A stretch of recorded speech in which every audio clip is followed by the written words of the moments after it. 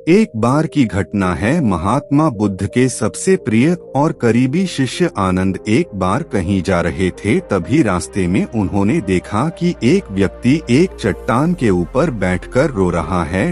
यह देखकर आनंद वहीं रुक गए और उस व्यक्ति के पास जाकर उसके दुखी होने का कारण पूछा। वह व्यक्ति अपने आंसू पहुँचते हुए बोला, मैं यहीं पास के ही गाँव का रहने वाला एक बदनसीब व्यापारी हूँ। मैं जो भी काम करता हूँ वह खराब हो जाता है।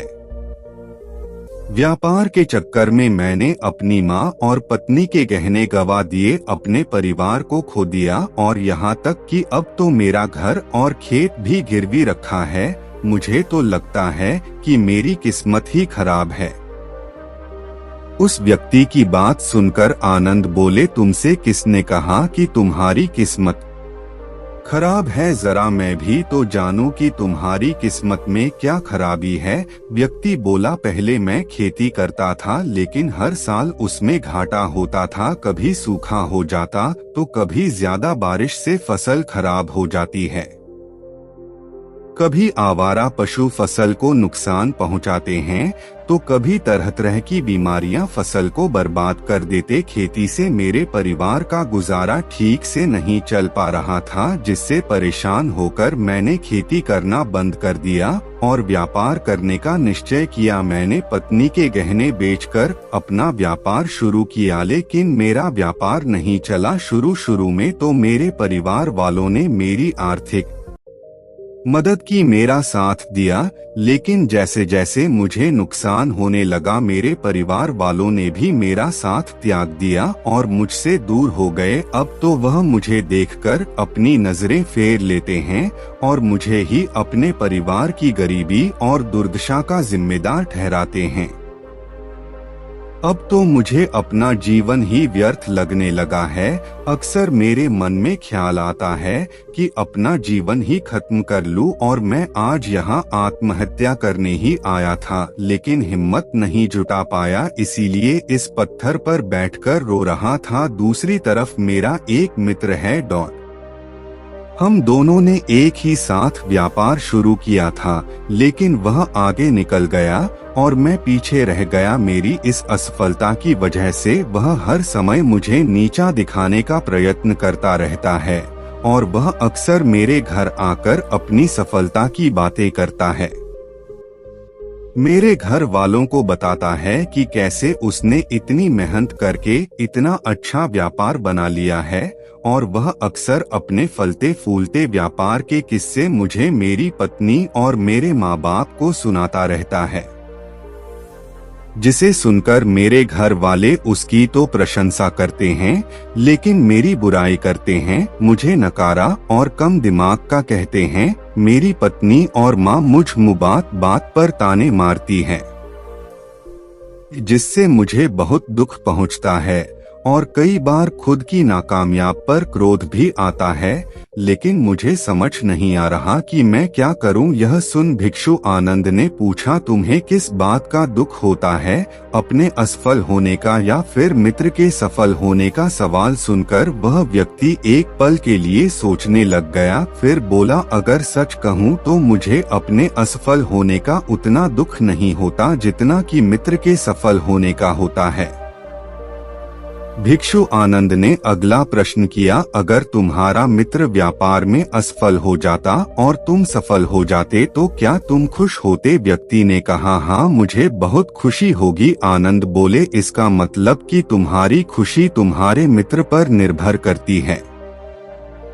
अगर वह चाहे तो तुम्हें खुश कर सकता है और अगर वह चाहे तो तुम्हें दुखी भी कर सकता है। तुम स्वयं से ना तो खुश हो सकते हो और ना ही दुखी हो सकते हो। भिक्षु आनंद की बातें सुनकर व्यक्ति कुछ देर के लिए सोच लग गया और फिर बोला, आपकी बातें सुनकर मुझे कुछ आशा बन रही है। तभी भिक्षु आनंद ने कहा, जब हम किसी से आशा बांध लेते हैं तो उस पर निर्भर हो जाते हैं, फिर हमारी खुशी और दुख भी उसी पर निर्भर करने लगते हैं। इसीलिए सबसे बेहतर है कि तुम स्वयं से आशा बंद हो। जब तुम ऐसा करोगे और साथ ही पूरी मेहनत और ईमानदारी से काम करोगे तो तुम्हें सफलता अवश्य प्राप्त होगी। तुम्हें लगता है कि तुम्हारा मित्र तुम्हें नीचा दिखाने आता है, दुखी करने आता है, पर अगर ईमानदारी से विचार करो तो वह बातें तो सच्ची ही कहता है।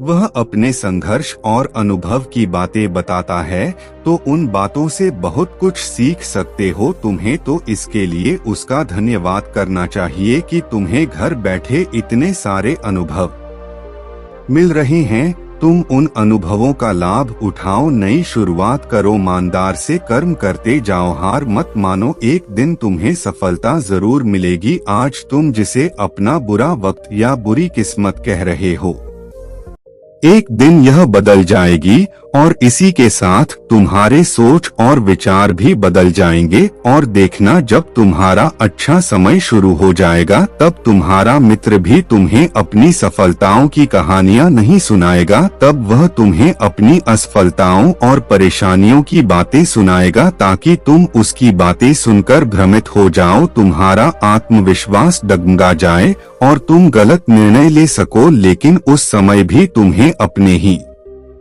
बुद्धि का प्रयोग करना होगा, स्वयं पर विश्वास रखना होगा। जिस प्रकार तुम्हारा मित्र आज तुम्हें दुखी करने आता है, वैसे ही वह उस समय भी तुम्हें दुखी करने आएगा, क्योंकि जिस तरह उसे दुखी देखकर तुम्हें मजा आता है, ठीक उसी तरह उसे भी तुम्हें दुखी देखने में उतना ही मजा आता है। व्यक्ति ने कहा, आपने सही कहा मुनिवर, लेकिन मेरा सबसे प्रमुख दुख यह है कि मेरे परिवार के लोग भी इसमें शामिल हैं।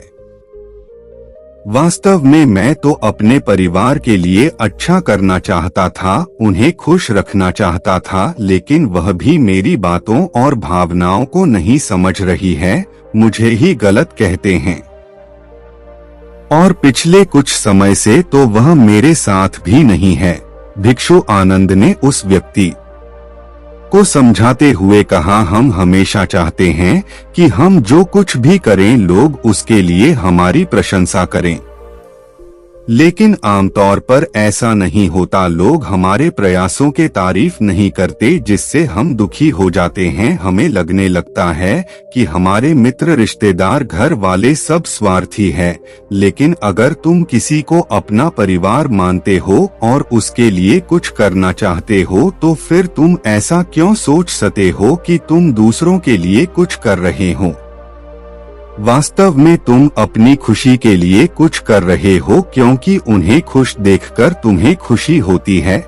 अगर ऐसा करते समय यह मानकर चलते हो कि तुम दूसरों के लिए कुछ कर रहे हो तो तुम दुखी रहोगे, लेकिन अगर तुम्हें लगता है तुम स्वयं के लिए कर रहे हो तो तुम खुश रहोगे, क्योंकि जब हम स्वयं के लिए कुछ करते हैं या करना चाहते हैं तो हमें इसके लिए सांत्वना की जरूरत नहीं होती। भिक्षु आनंद की यह बातें सुनकर उस व्यक्ति के चेहरे के भाव पूरी तरह से बदल गए। उसने कहा, आप सही कह रहे हैं मुनिवर, मैं समझ गया कि अब तक मेरी किस्मत इसीलिए खराब थी क्योंकि वह दूसरों के हाथों में थी, लेकिन अब से मैं अपनी किस्मत को अपने हाथों में रखूंगा, फिर से प्रयत्न करूंगा, पूरी लगन और ईमानदारी से काम करूंगा और जब तक सफलता नहीं मिल जाती चैन से नहीं बैठूंगा। उस व्यक्ति की बात सुनकर भिक्षु आनंद मुस्कुराए और उसे एक छोटी सी डिबिया देते हुए कहा, इस डिबिया को हमेशा अपने साथ रखना, इसमें एक ऐसा मंत्र है जो तुम्हें किसी भी दुख से भी बाहर निकाल लेगा। लेकिन इस डिबिया को तभी खोलना जब तुम्हारे सारे रास्ते बंद हो जाएं, कोई उम्मीद नजर न आए और तुम्हें लगे कि सब व्यर्थ है, यह दुनिया व्यर्थ है और यहाँ रहना भी व्यर्थ है। व्यक्ति ने भिक्षु आनंद का धन्यवाद किया और उस कहानी को लेकर अपने घर वापस आ गया। उसने नए उत्साह के साथ दोबारा अपने व्यापार की शुरुआत की और इस बार उसका व्यापार चल निकला। अपनी मेहनत और लगन के बल पर बस कुछ ही सालों में वह एक महान व्यापारी बन गया। उसके परिवार वाले भी उसके साथ आ गए। और उसका जीवन बहुत ही सुख शांति और समृद्धि के साथ बीतने लगा। लेकिन समय और किस्मत के खेल को आज तक ना कोई समझ पाया है और ना कोई समझ पाएगा। यह सदा एक जैसा नहीं रहता, यह बदलता रहता है। उस व्यक्ति के जीवन में भी बदलाव आया। वह व्यक्ति जिस राज्य में रहता था उस राज्य पर बगल वाले राज्य के राजा ने हमला कर दिया। उस हमले और लूट मार में उस व्यक्ति का सारा धन भी लूट लिया गया। उसकी दुकानें और घर सब जला दिए गए। जान बचाने के लिए वह अपने परिवार के साथ वहां से भाग गया। व्यक्ति अपने परिवार के साथ कई दिनों तक इधर उधर भटकता रहा। वह दाने दाने को मोहताज हो गया। उसका बच्चा बीमार हो गया और इलाज के अभाव में बीमारी से बुरी तरह तपने लगा। यह देखकर उसका हृदय चित्कार कर उठा। उसके पास अपने बेटे के इलाज और परिवार को खिलाने के लिए धन के नाम पर एक सिक्का भी नहीं था। वह से बुरी तरह से टूट गया। ऐसे में उसे एक बार फिर से निराशा ने घेर लिया। उसे लगने लगा कि उसका जीवन व्यर्थ है। सारी दुनिया व्यर्थ है। लेकिन तभी अचानक उसे भिक्षु आनंद द्वारा दी गई डिबिया की याद आई। उसने बहुत ही उत्सुकता के साथ उसे खोला। उस डिबिया के अंदर एक पर्ची रखी हुई थी। उस पर्ची पर कुछ लिखा हुआ था। उस पर्ची को देखकर उसकी आंखों के सामने छाया वह निराशा का अंधेरा छा गया और वह एकदम से मुस्कुरा उठा। उस पर्ची पर लिखा था, यह वक्त भी गुजर जाएगा। दोस्तों, यह कहानी हमें सिखाती है कि समय के खेल को समझना संभव है। यह हमेशा बदलता रहता है। इसीलिए बुरी परिस्थितियों में हमें अत्यधिक निराश नहीं होना है। आत्मविश्वास बनाए रखना है, क्योंकि समय बदलता जरूर है। आज बुरा है तो कल अच्छा भी जरूर आएगा। उम्मीद करते हैं आपको हमारी कहानी पसंद आई होगी और काफी कुछ सीखने को मिला होगा। कहानी के बारे में अपने विचार आप हमें नीचे कमेंट बॉक्स में कमेंट करके बता सकते हैं। बाकी अगर यह कहानी आपको अच्छी लगी हो तो इस वीडियो को लाइक करें और चैनल को सब्सक्राइब जरूर करें। तो मिलते हैं अगली वीडियो में, तब तक अपना ख्याल रखना। धन्यवाद।